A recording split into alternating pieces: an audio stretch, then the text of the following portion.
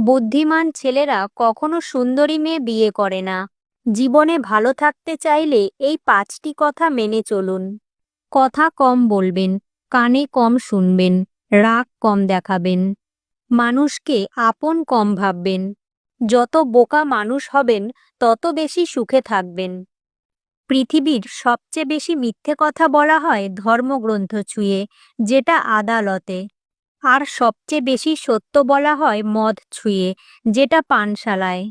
যে যত্ন করতে জানে সে পায়ের জুতোটাও খুব সাবধানে রাখে, আর যে জানে না সে তার হীরের আংটিটাও কিন্তু হারিয়ে ফেলে। নিজের বোনের জন্য যেমন ছেলে চাও, অন্যের বোনের জন্য তুমি ঠিক তেমনটাই হও। জীবনের প্রতিটা পদক্ষেপ খুব সাবধানে ফেলো, কারণ বহু মানুষ অপেক্ষা করে আছে শুধু তোমার একটা ভুল ধরার জন্য।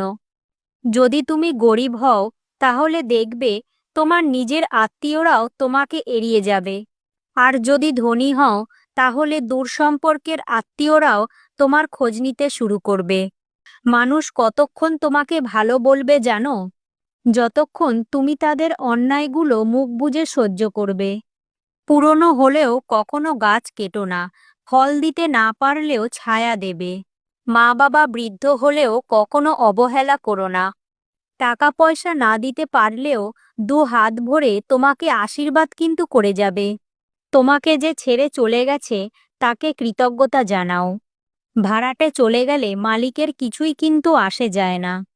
মালিক ভাড়া বাড়িয়ে দেয় কিন্তু বাড়ি বিক্রি করে না। বিষ পেটে গেলে জীবন শেষ, আর কানে গেলে সম্পর্ক শেষ। গুছিয়ে যারা মিথ্যে কথা বলতে জানে এই সমাজে তারাই সবার প্রিয়জন হয়ে থাকে। বর্তমানে মানুষ সত্যবাদীকে বলে বোকা, আর মিথ্যেবাদীকে বলে বুদ্ধিমান।